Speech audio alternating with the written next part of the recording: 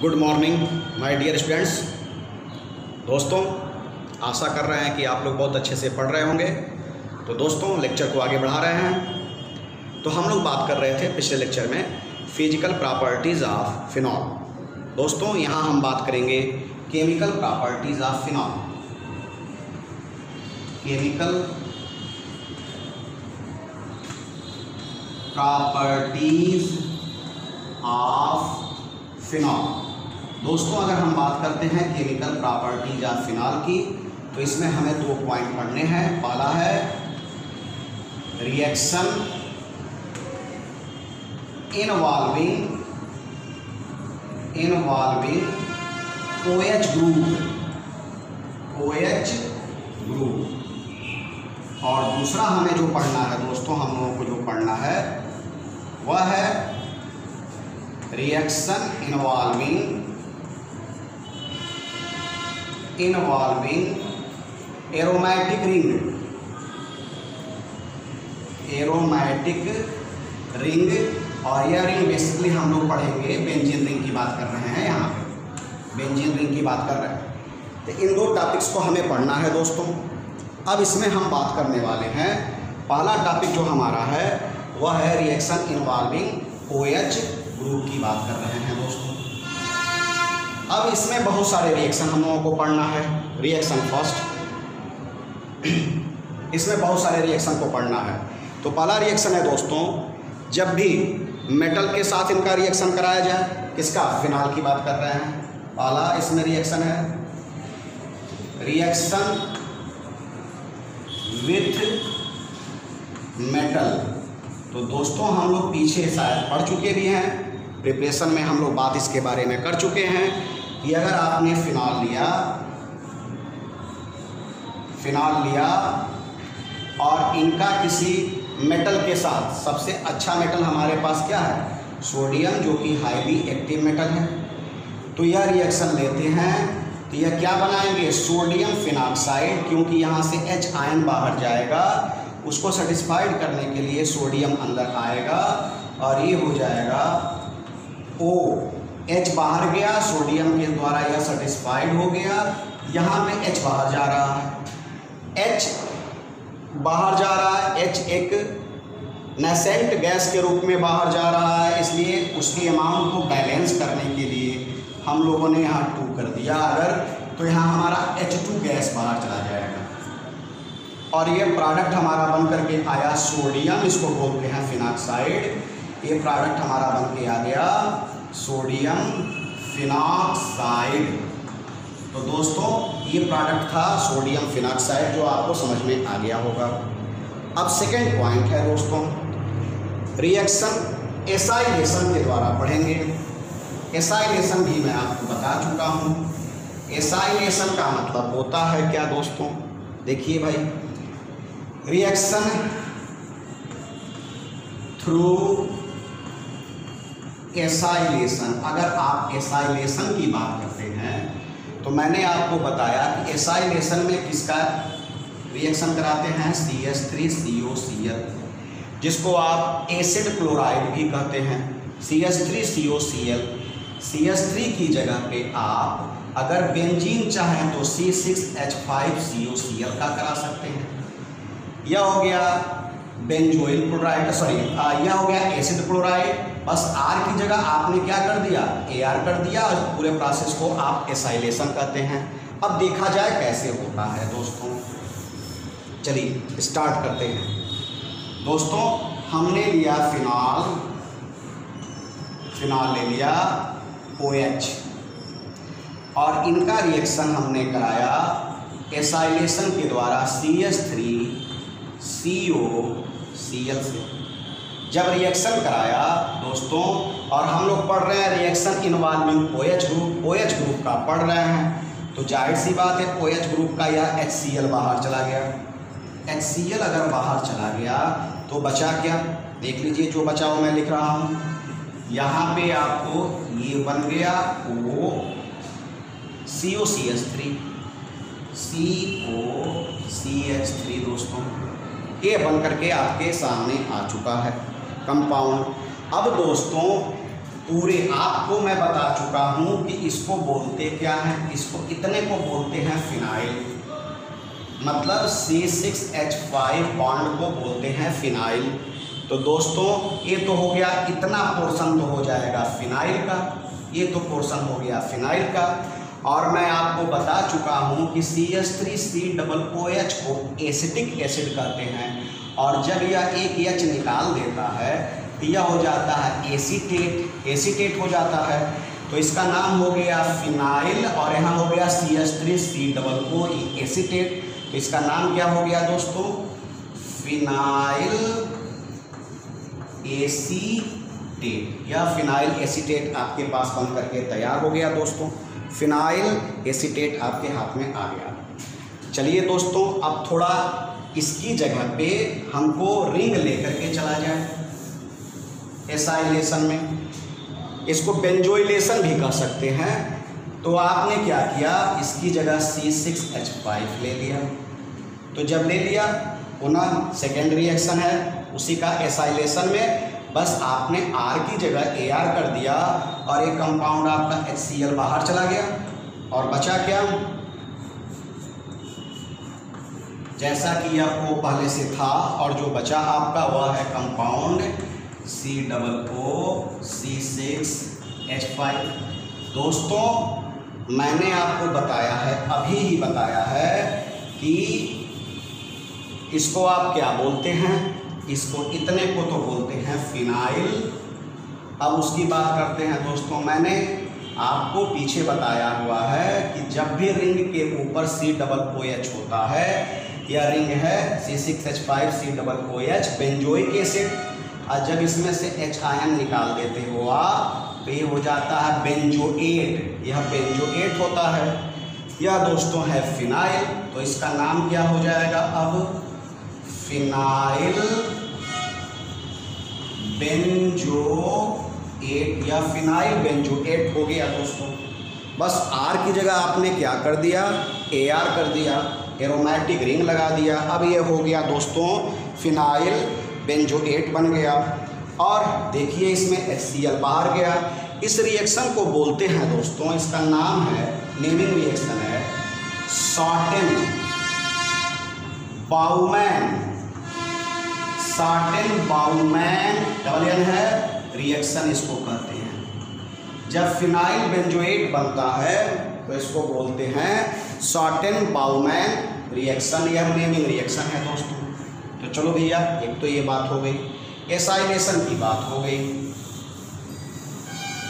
हम लोग OH group वाला ही पढ़ रहे हैं अभी, हम लोग क्या पढ़ रहे हैं, रिएक्शन इन्वॉल्विंग OH ग्रुप हम लोग पढ़ रहे हैं दोस्तों।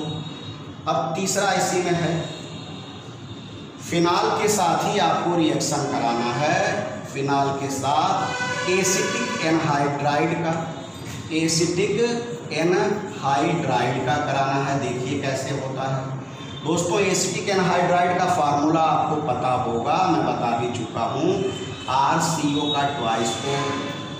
तो दोस्तों फिनाल मैंने ले लिया, अब मैं फिनाल यहाँ ले रहा हूँ। चलो भैया, मैंने ले लिया फिनाल, R की जगह CH3 टर्म यूज कर रहा हूँ, CH3COO एक हो गया, दूसरी बार यहाँ यूज कर रहा हूँ CH3COO, यह हो गया, और इनको आपने एक O से जोड़ दिया, RCO हो गया। दोस्तों हमको तो OH बांड की क्लीवेज करना है, reaction involving OH bond, OH को थोड़ा और इसको साफ सुथरा लिख दिया जाए। तो हमने क्या कर दिया दोस्तों, कर दिया रिएक्शन। अब जब इनके साथ रिएक्शन हुआ तो देखिए क्या बचा, CH3COOH आपका बाहर चला गया, CH3COOH इसको आप बोलते हो एसिटिक एसिड, और जो बचा उसको लिखो। तो बचा क्या, रिंग है, और रिंग के ऊपर क्या बचा, O बचा है, रिंग के ऊपर O, और जुड़ गया इनके साथ COCH3, ये क्या बन गया, फिनाइल। देखिए फिनाइल, और ये हो गया CH3COO माइनस वाला एसीटेट, या फिनाइल एसीटेट हो गया दोस्तों। तो इसमें आपको एसिटिक एसिड भी बना है और फिनाइल एसीटेट बना है दोस्तों। तो ये सब चीज़ें हैं। अब इनको करने में क्या करते हैं, इनको करने के लिए यहाँ पे कोई भी एसिड कंसंट्रेटेड सल्फ्यूरिक एसिड का टर्म आप यूज कर सकते हैं। कंसंट्रेटेड सल्फ्यूरिक एसिड का टर्म आपने यूज किया और यह रिएक्शन हो गया। चलिए दोस्तों, कैटलिस्ट टर्म आप याद रखिएगा। एक चीज़ मैं नोट करके यहीं कर दूं, मैं एक चीज़ मिस कर दिया था इसलिए नोट करके मैं करने वाला हूं दोस्तों। जब हम बात कर रहे थे फिनाइल बेंजोएट बना रहे थे, या कहिए कि आप शॉर्टेन बाउमैन रिएक्शन पढ़ रहे थे दोस्तों, अभी इसके पहले जब हम लोग पढ़ रहे थे दोस्तों, तो उस कंडीशन में NaOH को कैटलिस्ट के टर्म में यूज किया गया था। और जब हम लोग एसाइलेशन पढ़ रहे थे दोस्तों, एसाइलेशन में पायरिडीन को यूज किया गया था, पायरिडीन को यूज किया गया था। और जब अभी हम लोग इसके पहले हम लोग पढ़ रहे थे एसिटिक एनहाइड्राइड के साथ, एसिटिक एनहाइड्राइड के साथ हम लोग पढ़ रहे थे दोस्तों, तो वहाँ हमने कंसंट्रेट सल्फ्यूरिक एसिड का यूज किया या H+ आयन का यूज किया।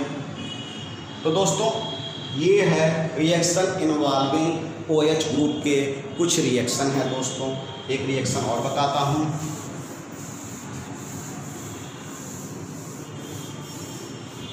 चलिए दोस्तों, एक रिएक्शन है एल्काइलेशन की बात करते हैं। हाँ दोस्तों, एल्काइलेशन की बात करते हैं। पांचवा रिएक्शन है एल्काइलेशन। तो दोस्तों फिनाल का एल्काइलेशन मतलब कि RH के साथ रिएक्शन कराएंगे। आप चाहें तो CH3 IBrCl कुछ भी ले सकते हैं दोस्तों। तो आपने क्या किया, पहले आपने एल्काइलेशन कराने के लिए फिनाल का सोडियम हाइड्रोक्साइड के साथ रिएक्शन कराया, तो H2O बाहर चला गया। देख लीजिए H2O बाहर चला गया दोस्तों। और बचा क्या, सोडियम फिनॉक्साइड बचा, सोडियम फिनॉक्साइड बचा, H2O बाहर गया। इसको बोलते हैं डिहाइड्रेशन। अब दोस्तों जो सोडियम फिनॉक्साइड आपका बना पड़ा हुआ है, सोडियम फिनॉक्साइड, अब आपने क्या किया एल्काइलेशन। तो एल्काइलेशन में आप CH3 IXBrCl कुछ भी ले लीजिए आप। तो Na और NaCl लेते तो NaCl बाहर जाता, यहाँ NaI बाहर जा रहा है। तो NaI बाहर जाने के बाद क्या बचा, O और CH3 बचा है रिंग के ऊपर, O और CH3 बचा। तो दोस्तों इसका नाम क्या है, मिथॉक्सी बेंजीन। आप क्यों मिथॉक्सी बोले हैं, क्योंकि एक कार्बन है, एक कार्बन को मेथ बोलते हो, तो यह एक कार्बन को मेथ बोलते हो तो मिथॉक्सी OCH3 है ना। देखिए कभी भी जब आप ROR या AROR, तो यह ईथर ग्रुप होता है दोस्तों, और ईथर ग्रुप को एल्कॉक्सी कहते हो, एल्कॉक्सी। तो यह एक कार्बन है तो मेथ है, तो मिथॉक्सी बेंजीन बन करके आपके हाथ में आ गया दोस्तों। अब आप अपने हिसाब से कर सकते हो। एक और कर देते हैं, एक और रिएक्शन कर देते हैं दोस्तों, रिएक्शन विथ अमोनिया कर देते हैं। छठा रिएक्शन क्या है, रिएक्शन विथ अमोनिया कर रहा हूं मैं। चलो भैया अमोनिया के साथ फिनाल का रिएक्शन करते हैं। तो यह हो गया फिनाल, हम लोग केमिकल प्रॉपर्टीज फिनाल का पढ़ रहे हैं। अमोनिया का मतलब होता है NH3, और NH3 को आप ऐसे लिख दो तोड़ के HNH2। तो OH और H, ये तो H2O बाहर चला गया और एल्मीन बन गया दोस्तों, रिंग के ऊपर NH2 बन गया, रिंग के ऊपर NH2 बन गया, OH और H बाहर चला गया, मतलब कि H2O बाहर गया, मतलब कि डिहाइड्रेशन हो रहा है। और इस क्रिया को करने में दोस्तों यहाँ पे 573 केल्विन टेम्परेचर यूज करेंगे और anhydrous zinc chloride term use करेंगे। एनहाइड्रस जिंक क्लोराइड आप यूज करते हैं दोस्तों।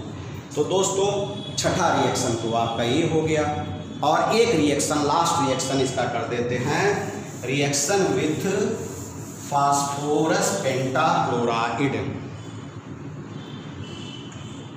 PCl5 के साथ। चलिए दोस्तों फिनाल ले लिया आपने, फिनाल ले लिया OH और PCl5। मैं पीछे आपको बता चुका हूँ कि जब भी PCl5 का रिएक्शन आपने पीछे पढ़ा है तो एक चीज़ मैं आपको बता चुका हूँ कि फास्फोरस ऑक्सीक्लोराइड और HCl बाहर जाता है। ये याद रखिए, PCl5 के रिएक्शन में जब आप हैलो एल्केन में पढ़ रहे थे, फॉर्मेशन ऑफ हैलो एल्केन, तो वहाँ यह रिएक्शन आपने पढ़ा था। बस सिंपल वहाँ एल्कोहल था, यहाँ मैंने एरोमेटिक एल्कोहल लिया है, वहाँ मैंने सिंपल ROH टर्म यूज किया था दोस्तों। तो जब PCl5 के साथ रिएक्शन कराया था तो मैंने बोला था PuCl3 फास्फोरस ऑक्सीक्लोराइड और HCl बाहर जाता है, और यही रिएक्शन जब PCl3 के साथ होता है तो यह 3 अमाउंट में एल्कोहल लेते हैं और उसमें फास्फोरिक एसिड बाहर जाता है। तो मैं फिलहाल PCl5 की बात कर रहा हूँ, तो जो बचेगा वो आप लिख लीजिए। तो बचेगा क्या, केवल एक रिंग के ऊपर Cl बचेगा और इसको आप क्लोरोबेंजीन कहते हो दोस्तों। तो दोस्तों यह केमिकल प्रॉपर्टीज ऑफ फिनाल में हम बात कर रहे थे रिएक्शन इन्वॉल्विंग OH ग्रुप की दोस्तों। तो नेक्स्ट लेक्चर में अगले पॉइंट को बताएंगे। Thank you, best of luck, have a nice day, good luck.